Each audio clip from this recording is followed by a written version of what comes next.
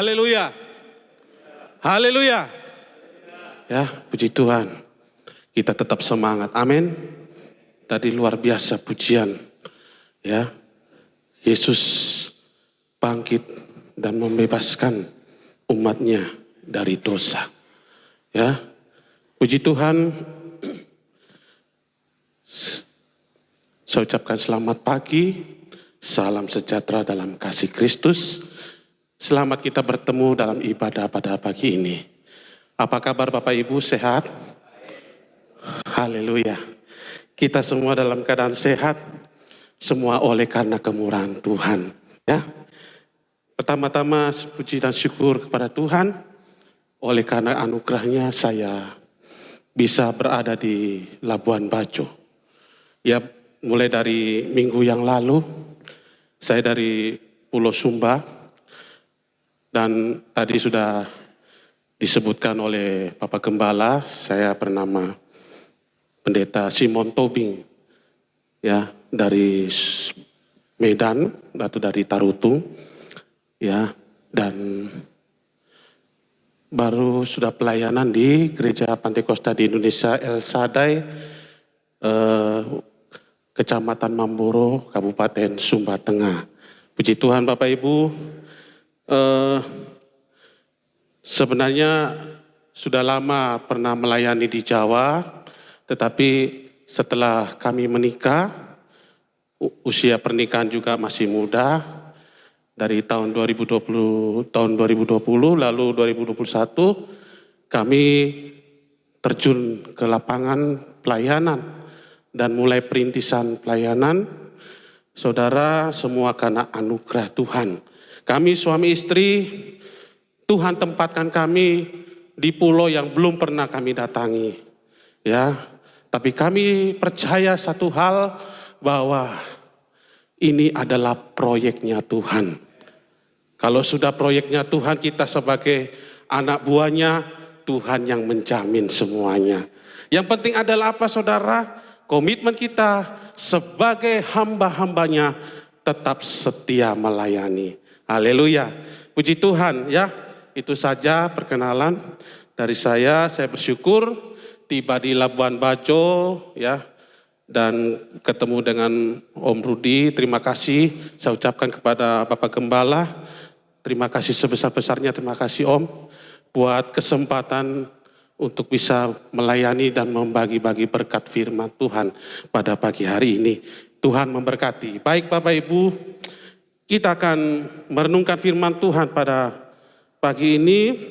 Kita siapkan hati kita dan kita akan mendapatkan berkat rema di dalam firman Tuhan pada pagi hari ini. Puji Tuhan. Kita buka di dalam kitab Mazmur ya. Kitab Mazmur pasal 23. Kitab Mazmur pasal 23 ayat pertama sampai yang keempat. Ya. Sekali lagi, kitab Mazmur pasal 23 ayat pertama sampai yang keempat. Ya, kalau sudah mendapat, saya akan membaca buat kita semua. Ya.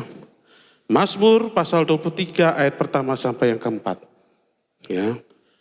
Demikianlah bunyi firman Tuhan dalam nama Yesus.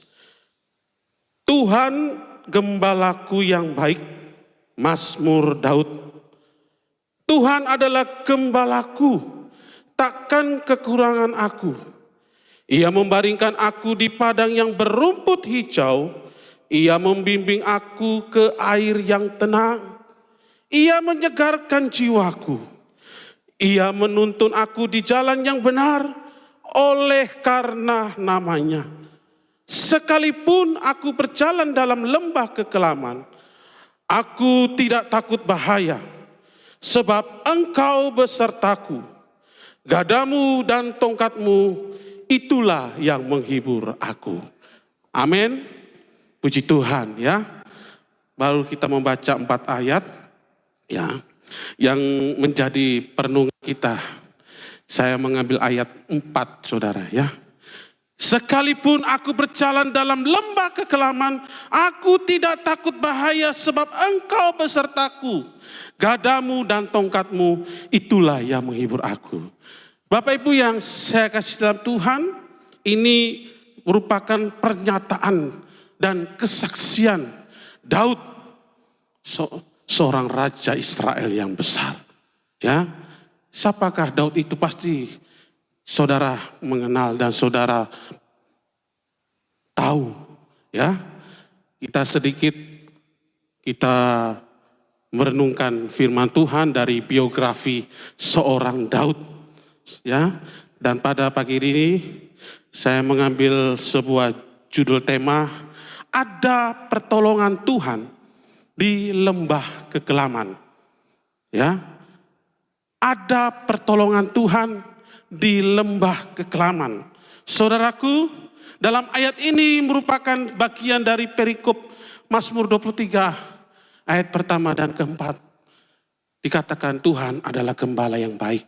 Daud memposisikan diri sebagai domba. Dia menggambarkan dirinya, hidupnya seperti domba. Kalau saudara perhatikan istilah kata domba dalam saya cari-cari di ensiklopedi, domba itu binatang yang paling lemah, bodoh, dan penakut. Daud merasakan hidupnya seperti domba. Tetapi Tuhan Allah, dia katakan adalah gembala yang baik. Ya, kenapa Daud menggambarkan bahwa dirinya adalah domba? Ya, karena Daud selama sepanjang hidupnya, dia katakan tidak bisa hidup tanpa campur tangan Tuhan. Ya, dan sepanjang hidup Daud selalu menikmati pengalaman anugerah bersama Tuhan. Di tengah-tengah masa sukar dan sulit, ancaman bahaya, Tuhan menyertai Daud.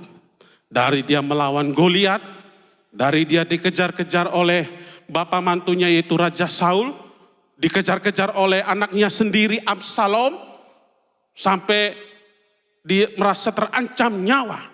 Tetapi satu hal yang kita renungkan, kita lihat dari pribadi Daud, kemana-mana dia selalu tanya sama Tuhan. Dia selalu melibatkan Tuhan dalam segala hal hidupnya. Dan tidak ada yang tersembunyi di hadapan Tuhan. Bapak Ibu yang saya kasih dalam Tuhan, ya, domba merasa aman dan nyaman dan kenyang berada di samping tuannya atau gembalanya. Ya, kalau dia jauh malah bahaya. Sehingga dikatakan lembah kekelaman itu tidak bisa dilewati oleh domba sendirian.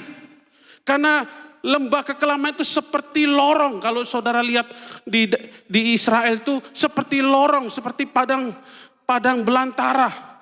Ya, di tengah-tengah banyak binatang buas. Ya, domba itu tidak bisa kemana-mana. Tetapi ia selalu dituntun oleh gembalanya sampai ke tujuan di padang rumput yang hijau.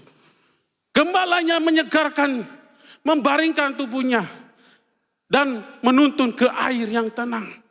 Disitulah Daud merasa pertolongan Tuhan. Nama Tuhan dikatakan di ayat yang ketiga.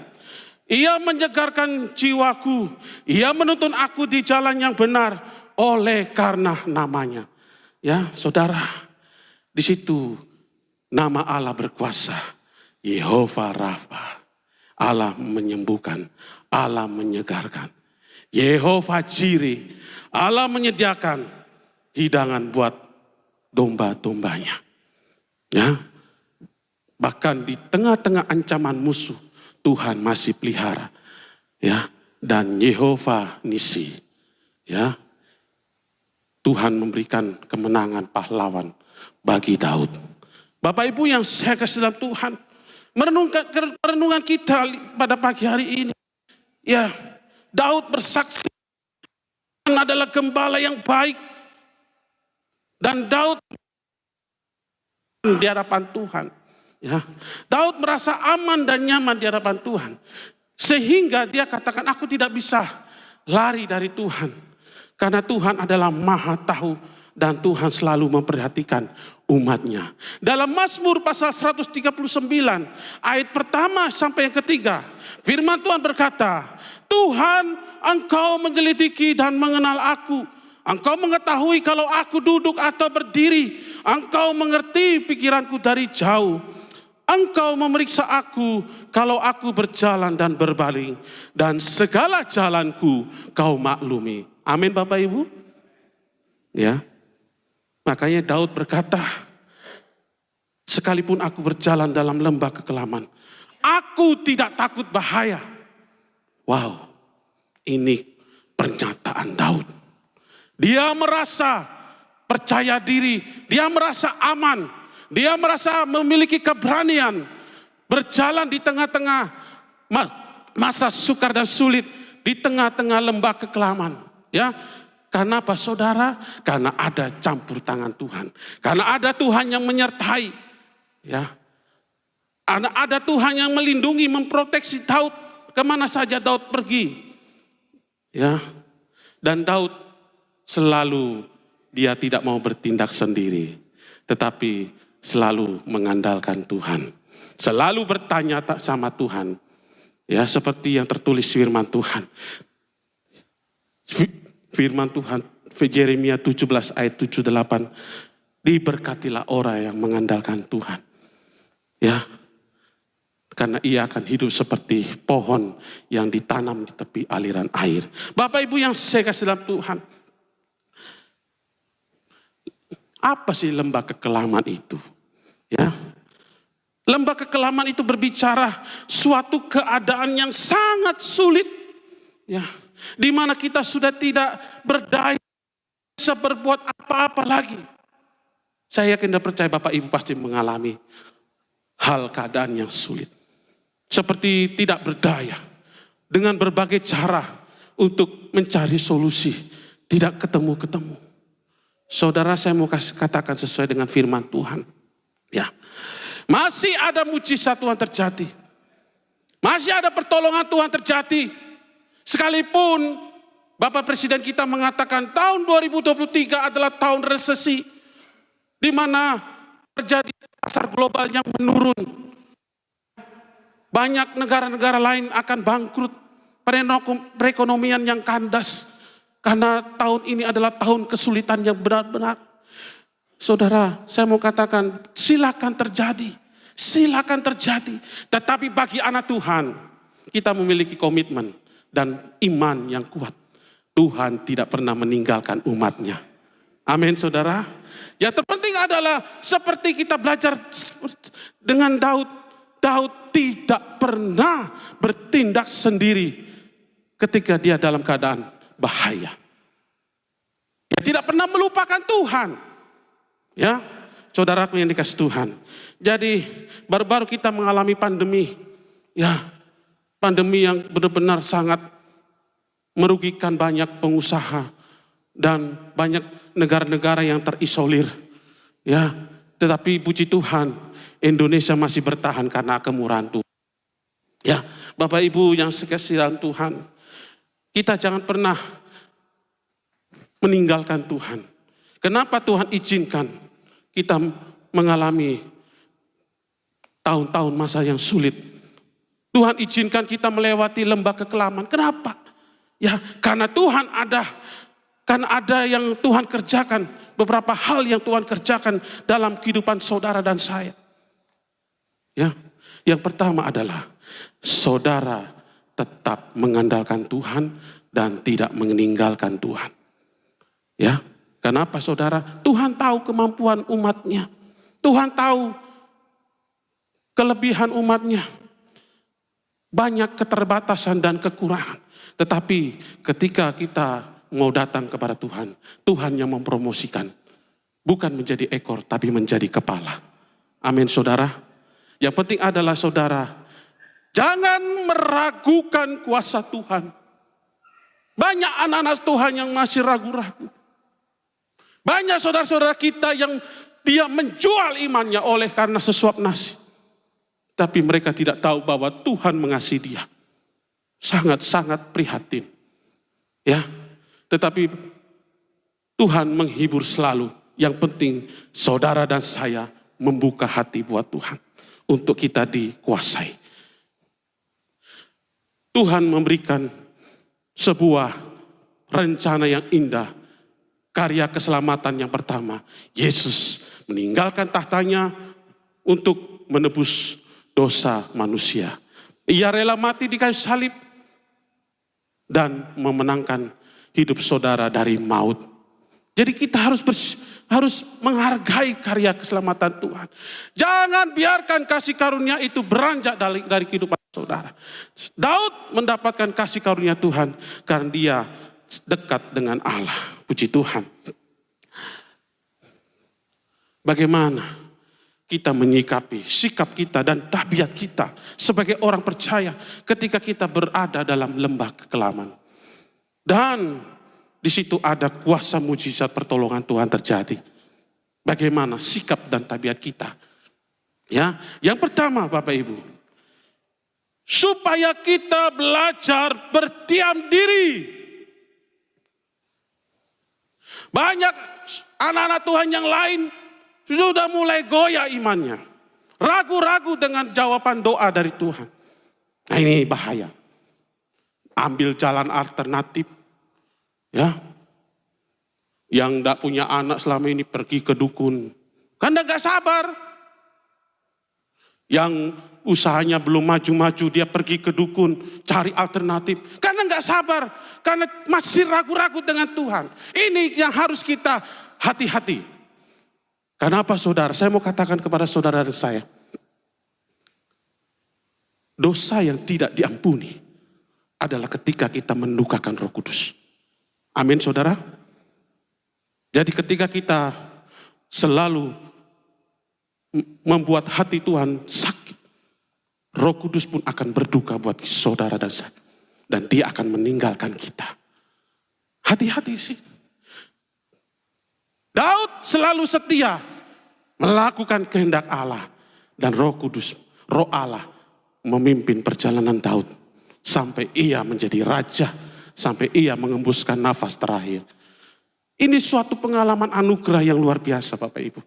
Ya, berapa banyak anak Tuhan ketika dalam kondisi aman. Ya, ada banyak anak Tuhan yang melupakan Tuhan. Karena merasa aman. Makanya Tuhan kehendaki kita keluar dari zona nyaman. Berada di dalam zona yang tidak nyaman. Untuk meningkatkan kualitas iman kita.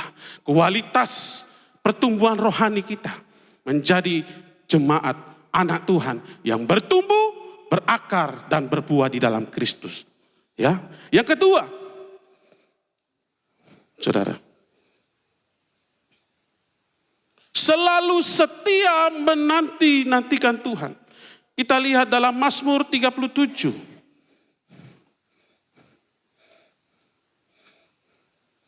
Mazmur 37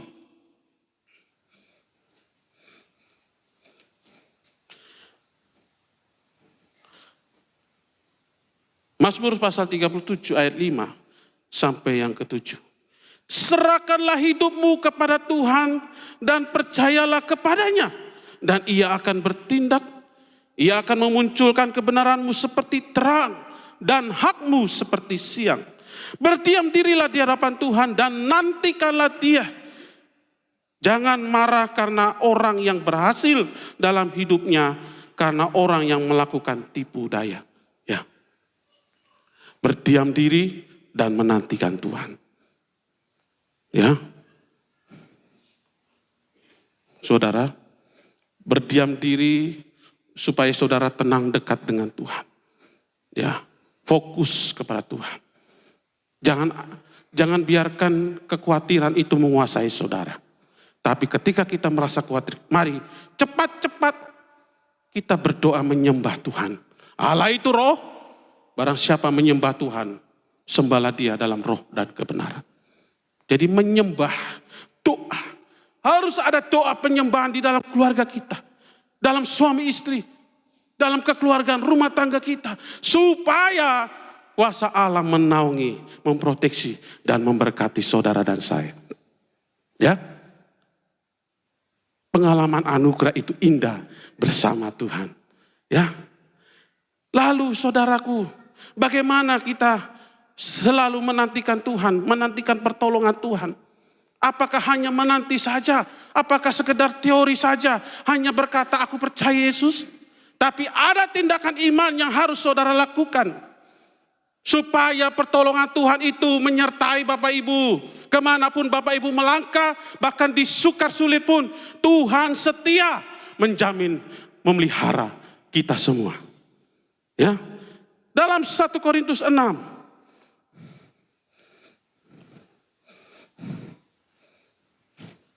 1 Korintus 6 ayatnya yang ke-17. Tetapi siapa yang mengikatkan dirinya pada Tuhan, menjadi satu roh dengan Dia. Amin. Saudara mau mengikatkan diri? Ya, puji Tuhan. Kalau saudara tidak mau mengikatkan diri, mustahil saudara mendapat pertolongan. Karena mujizat terjadi di saat saudara lemah. Rasul Paulus mengatakan, ketika aku lemah, maka kasih karunia Tuhan memberi kekuatan kepadaku. Ini tidak main-main. Ya. Tahun resesi silakan datang. Mau krisis apapun silakan. Tapi bagi orang percaya tidak ada yang mustahil. Dan tidak akan khawatir. Karena janji Tuhan ya dan amin. Ya, Bapak Ibu yang saya kasih dalam Tuhan. Mengikatkan diri. Jangan bikin jarak dengan Tuhan. Apalagi perhitungan dengan Tuhan. Oh, bahaya. Jangan Bapak Ibu. Ya jangan. Kalau saudara dan saya bikin jarak dengan Tuhan, justru merugikan saudara dan saya. Tetapi mari kita ikatkan diri menjadi satu roh.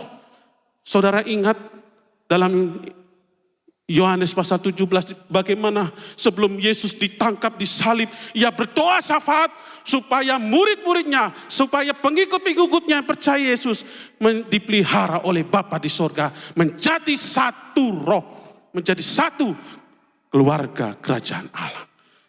Ini yang penting, kita mau datang, mau dibentuk, mau diproses, dan mau dipromosikan Tuhan. Menjadi umat yang berkemenangan. Puji Tuhan. Ya. Yang kedua, melakukan kehendak firman-Nya seperti yang dilakukan oleh Daud. Saya mau katakan saudara, bagaimana rahasianya. Daud kok selalu diproteksi Tuhan. Tetapi sebelumnya kita buka dalam Kisah Rasul pasal 13. Ya. Di situ ditulis dalam Kisah Rasul pasal 13 ayat 22. Setelah Saul disingkirkan, Allah mengangkat Daud menjadi raja mereka.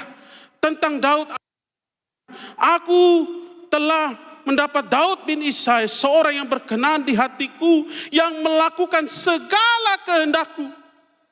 Ya, melakukan segala kehendakku. Kalau dalam terjemahan aslinya atau dalam Message Bible, Tuhan mengatakan, aku jatuh hati kepada Daud karena dia melakukan apa yang menjadi kesukaanku. Mari Bapak Ibu, tidak usah kita mamerkan. Tuhan tidak perlu harta saudara, tetapi Tuhan mau saudara setia melakukan apa yang Tuhan suka di saat saudara taat melakukan firman Tuhan. Maka saudara akan melihat mujizat Tuhan yang wow, luar biasa. Amin. Amin. Haleluya. Tuhan pelihara. Yang penting mau melakukan kehendak Tuhan. Daud tidak mau berkompromi. Memang dia pernah jatuh. Tapi ketika dia ditegur oleh Nabi Nathan, dia tidak membantah. Beda dengan Saul, dia tegur oleh Samuel, dia masih berdalih, masih berargumen. Tuhan tidak suka orang seperti itu, karena itu bicara kesombongan dan ketidakjujuran. Tapi Daud dipakai Tuhan, sekalipun dia pernah jatuh ke dalam dosa. Tapi Tuhan masih memberikan pengampunan, karena Daud merendahkan diri dan mengaku dosa di hadapan Tuhan. Ini hal yang luar biasa. Jadi roh kesombongan jangan sampai menghinggapi saudara dan saya. Ya, saudaraku. Mari melakukan kehendaknya. Yang terakhir, kita buka dalam Mazmur 55. Kembali kita dalam kitab Mazmur.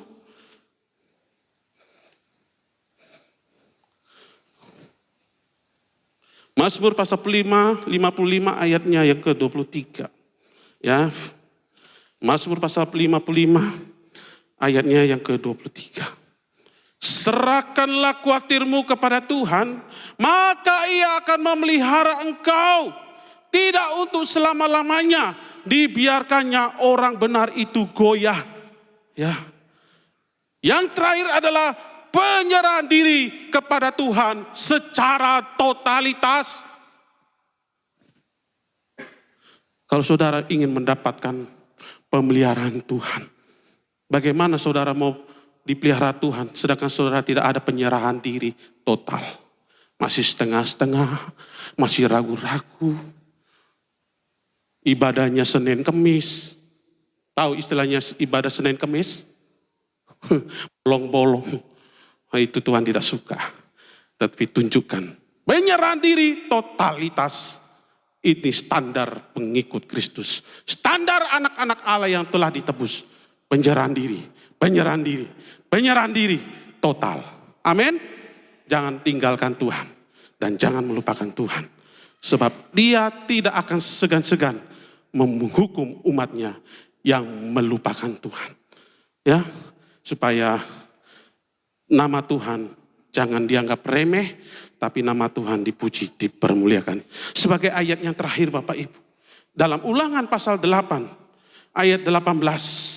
Tetapi haruslah engkau ingat kepada Tuhan Allahmu, sebab Dialah yang memberikan kepadamu kekuatan untuk memperoleh kekayaan dengan maksud meneguhkan perjanjian yang diikrarkannya dengan sumpah kepada nenek moyangmu seperti sekarang ini. 19. Tetapi jika engkau sama sekali melupakan Tuhan Allahmu dan mengikuti ilah lain, beribadah kepadanya dan sujud menyembah kepadanya, aku memperingatkan kepadamu hari ini bahwa kamu pasti binasa.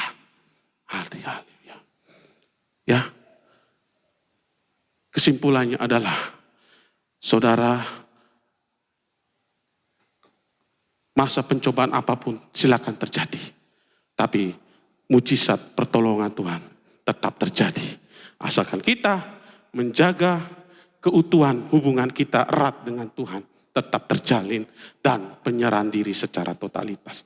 Mari Bapak Ibu, jangan pernah meragukan kuasa Tuhan. Kita bersyukur dan andalkan Tuhan setiap hari. Tuhan memberkati. Saya serahkan kepada Bapak Gembala. Haleluya. Silakan pemain musik saudara. Hari ini kita disegarkan kembali oleh firman Tuhan. Satu resep, satu kunci yang luar biasa. Saya yakin dan percaya siapapun kita, apapun profesi saudara, kita pasti pernah melewati lembah kekelaman. Kita pernah melewati sesuatu yang itu tidak kita inginkan, itu tidak kita harapkan. Tetapi silakan duduk Pak Pendeta. Tetapi kalau Tuhan izinkan kita harus melewati lembah kekelaman, ada beberapa kunci, ada beberapa resep yang sudah kita dengar pada saat ini. Tetap jadikan Yesus sebagai gembala yang baik. Amin saudara. Tetap jadikan Yesus sebagai gembala yang baik. Sekalipun aku melewati lembah kekelaman, aku tidak takut, aku tidak khawatir, aku tidak cemas, aku tidak akan bimbang. Mengapa sampai Raja Daud punya keyakinan seperti itu? Karena dia sadar dia punya gembala yang tidak pernah meninggalkan dia, gembala yang tidak pernah mengecewakan dia. Untuk itu andalkan Tuhan, lakukan firman Tuhan dan ikatkanlah dirimu. Ikatkanlah dirimu kepada Tuhan. Jangan lupakan Tuhan dan belajar menyerahkan kekhawatiran kita kepada Tuhan. Haleluya. Terima kasih. kasih Tuhan Yesus buat firman-Mu. Haleluya. Sekalipun aku dalam lembah gelap, ku tak takut sebab Kau besertaku. Sekalipun badai topan datang menerpa, ku tak gentar sebab Kau di sisiku. Sekalipun aku dalam lembah gelap, ku tak takut sebab Kau besertaku. Oh, amin, amin. Sekalipun badai topan datang menerpa, ku tak gentar sebab Kau di sisiku. Katakan aku percaya. Aku percaya. Berkat-Mu atasku melimpah. Kebajikan, kemurahan selalu mengikutiku. Ku puji, ku sembah Kau Tuhan. Aku percaya. Aku percaya. Berkat-Mu atasku melimpah. Kebajikan, kemurahan selalu